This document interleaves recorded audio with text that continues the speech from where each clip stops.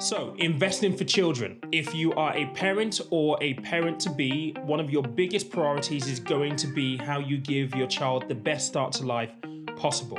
But when it comes to investing for children, it can be quite confusing, and some of the common questions that I get are, well, how do I get started? How easy is it to get started? What account should I use? What apps can I use? And how easy is it to manage the investment myself? If you are a parent that has already started to invest for your children and you have the old child trust fund, common questions there are, well, how do you move it? Should you move it? And if you've lost track of an old child trust fund, how do you actually find it? I'm going to be answering all of those questions in this video. We're going to cover quite a lot. So if you are a parent, you like this kind of content, or you're just interested in investing content altogether, make sure that you smash a like on this video. It really, really help me help other parents be able to see this video as well. And also consider subscribing and leave a comment below. We've got a lot to cover, so let's go.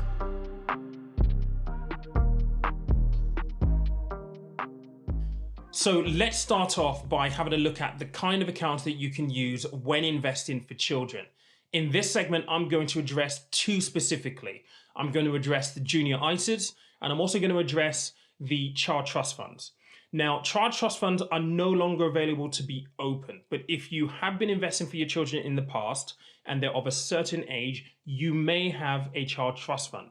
Junior ISAs were brought in to essentially replace the child trust fund. And if you do hold a child trust fund, you may want to consider actually moving, because you'll be paying quite a bit in fees, quite significantly more than what you can get currently on the market under a junior ISA. So I'm going to address those. So let's start with, first and foremost, the junior ISA. Now, it's important to acknowledge that because it is an ISA, the general ISA rules tend to apply, which means that you're going to have two kinds. You're going to have the cash junior ISAs, you're going to have a stocks and shares junior ISA. Now, with a cash junior ISA, it will be money that is going to be sat in a bank. And frankly, interest rates are so low right now, you're probably going to be eroding your savings or whatever it is that you put away for your children quicker than you can build it up because of inflation being so high right now. So for the purpose of this video, yes, you do have a cash junior ISA, but we're going to be focusing on the stocks and shares junior ISA, because that's where you're likely to be able to take advantage of market returns to be able to grow that money to a significant amount for your children later on in life. Now, with a junior ISA, you will have an annual allowance like you do for your adult ISAs. Only for a junior ISA, the allowance is £9,000.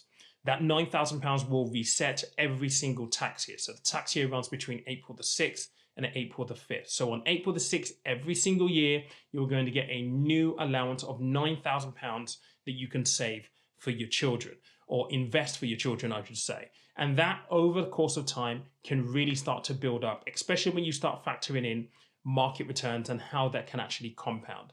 Now, important for you to know is that when your child turns 18, they effectively become the official owner of whatever amount of money has been amassed into your junior ISA. And that kind of means that as a household, as parents, you need to start having conversations with your children around the value of money, the use of money, because the point is they're going to potentially get hold of quite a bit of money that you've been able to amass over the course of time at age 18. And I'm sure that you would want to make sure that they're using it for tangible, important reasons. They could be used for a whole host of things. House deposit, first car, it could fund a gap year, it could be used for whatever, but I'm sure that you'll want them to use it for the right reason. So those kind of conversations would need to be happening in the background as a household to prepare your children for taking ownership of this pot of money at age 18. So with child trust funds, you can no longer open them. However, if you have children that were born between the 1st of September 2002 and the 2nd of January 2011, you might have one of these. The big question will be, and I had this question on Instagram a couple of weeks ago, is, well, should I move from my child trust fund into my junior ISA? The answer to that for me is, from a cost point of view, probably yes, because the child trust funds are being charged at 1.5% annually at this point in time, whereas you can get junior ISAs that we manage for a lot less. The example that I'm going to show you and the app that I'm going to walk you through a bit later on will basically highlight that actually you can save yourself 1% per year if you move a child trust fund into a junior ISA. So it could be quite handy on that front. But child trust funds are no longer available. Junior ISAs replace those. But if you do have them, you can move them. And we'll talk about how you can actually go about doing that in a moment. Now, for most parents, I know that investing for your children seems like a no-brainer. And particularly when you learn that you can invest up to £9,000 every single tax year for your child, you start to think about the numbers and you start to think about what difference it could make. But I don't think that most people fully grasp the extent and the positive impact that that money could have. And I mean, as in how much of a head start that could actually give your children when they turn 18. So what I wanted to do in this section of the video is basically just run through a simple compound interest calculator and assume that if you were able to invest £9,000 every single year for your child, and I know that many people won't be able to afford £9,000, but just saying that you were, assuming that you were for a brief moment, if you started when your child was aged 3, all the way up to age 18, so 15 years, assuming an average return of 8%, average on the market, you would potentially have a pot, or your child would potentially have a pot of just over £250,000. Now that is the difference between your child taking a mortgage out and not having to take out a mortgage.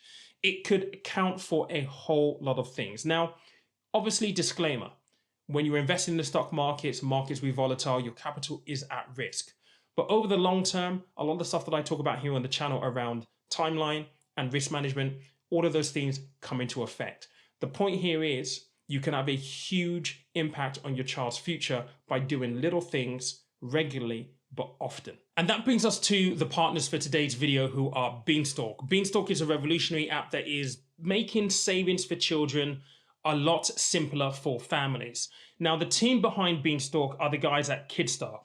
They've been around for 12 years helping families save for their children. They've helped families save millions of pounds. So they have a really, really good track record in that regard. Beanstalk is kind of the digital interface to allow families to do this in a digital age. Now, I will walk you through the Beanstalk app in a moment just to show you how it works and how easy it is. It's available in the Apple Store and obviously in the Google Play Store, I think it's called, if you're on Android devices. It's really, really easy to use. They've got some really cool features, actually. They've got the roundup feature, which I think is great if you don't want to commit to a monthly amount. And by the way, you don't have to commit to a monthly amount if you download the Beanstalk app. So if you wanted to just be able to contribute on an ad hoc basis, completely fine.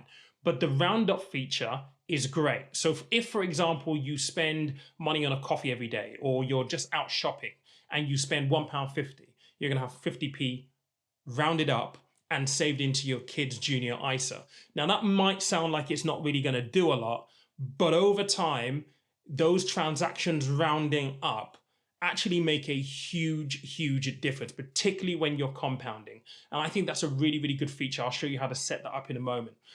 Also, they have the ability for you to get money back on purchases as well via Kidstar. There is a portal to that within the app, which I'll show you in a moment as well. But it's really, really simple to use.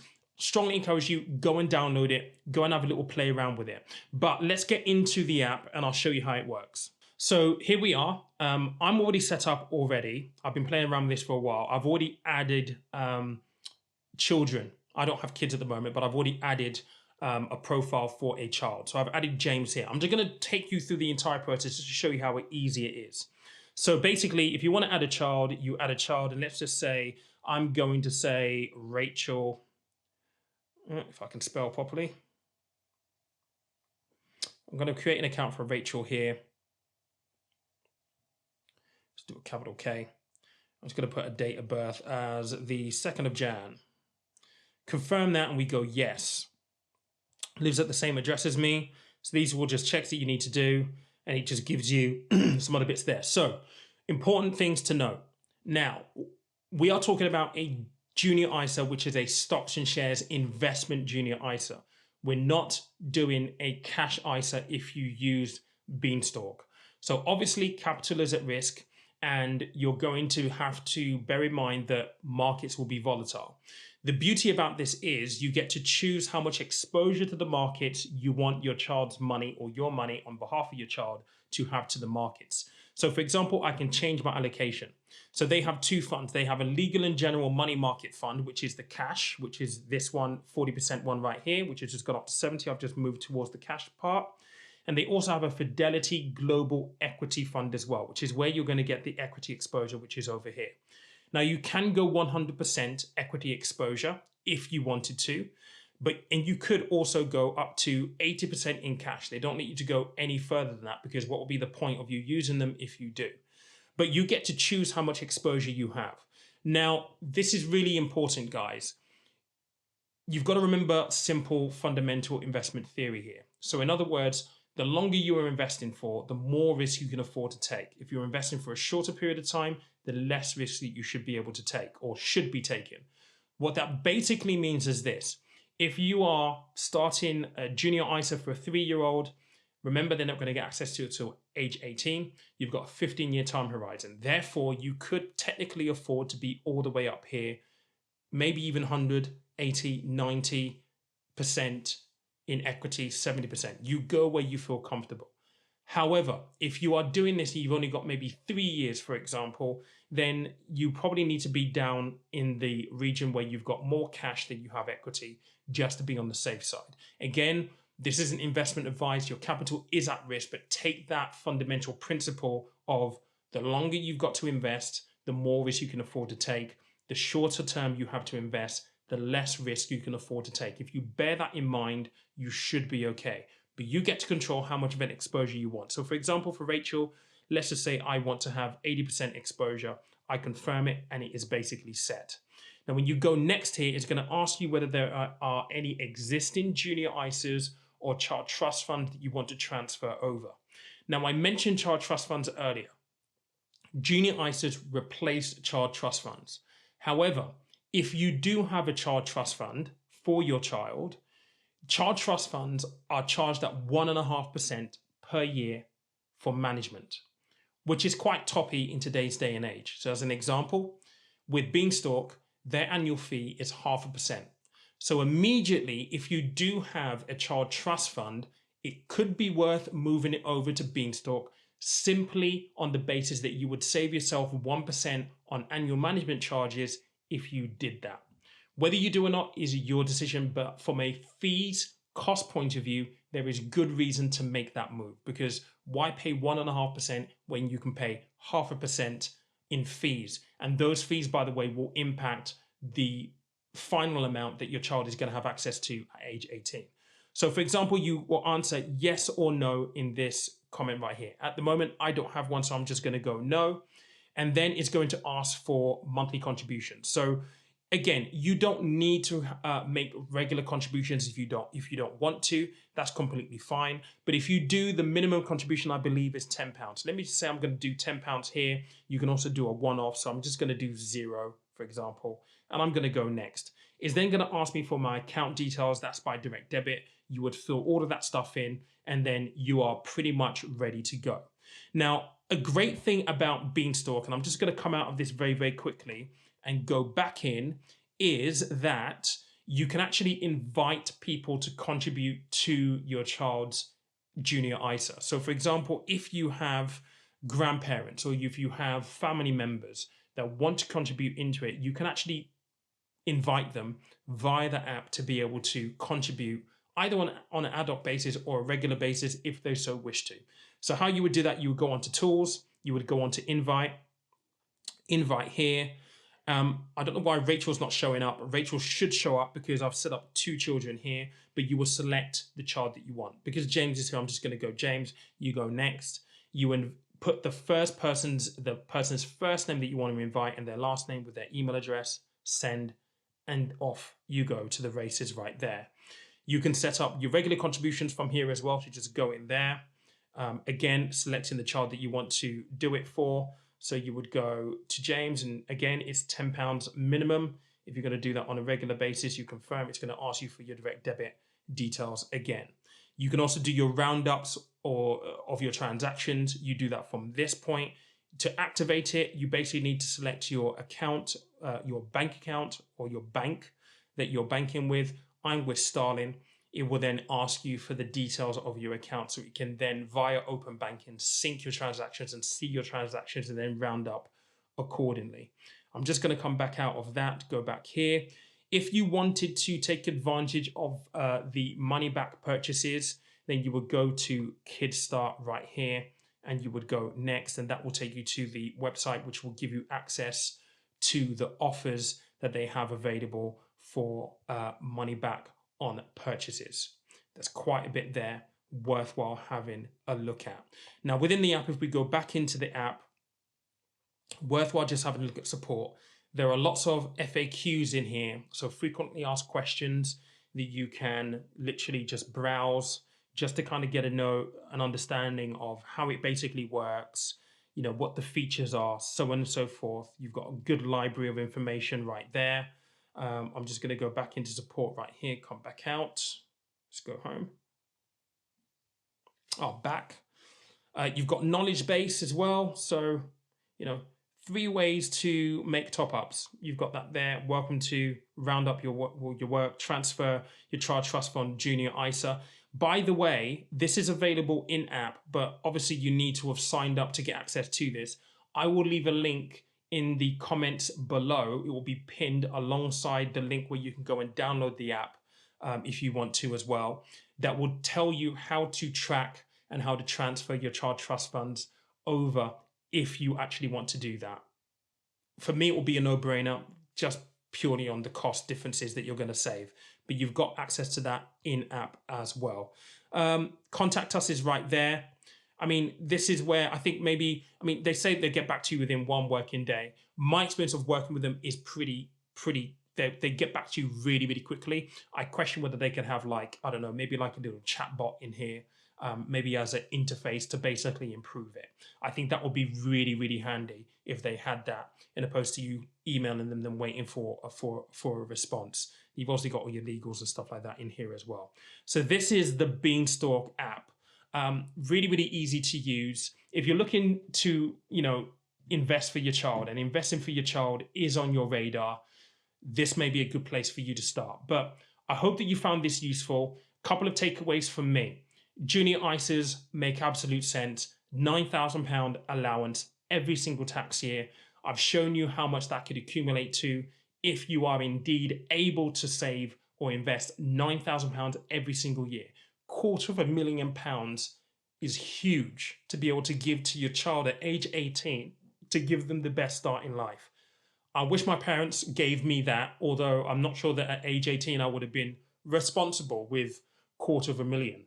But more than anything else, this is a tool that is now available that makes this easy and should, in the long run, facilitate better conversations about money. And for me, that's a win-win-win. The other thing that I think I wanted to leave this video just mentioning is, you know, you've got junior ISAs. You also have junior SIPs. I will do a separate video on that altogether because that is a pension for your kids and it's a little bit more in-depth, it's a little bit more niche. But that's just an additional way that you can actually save and start investing for your children. But guys, I hope you enjoyed this video. If you did find value in it, please be sure to basically share, smash the like button for me, and subscribe if you haven't already subscribed. I will catch you later on. If you haven't listened to the podcast already this week, there it is right there. Go and have a listen. I appreciate you as always. Remember, money is a tool, life is for living. I will catch you midweek.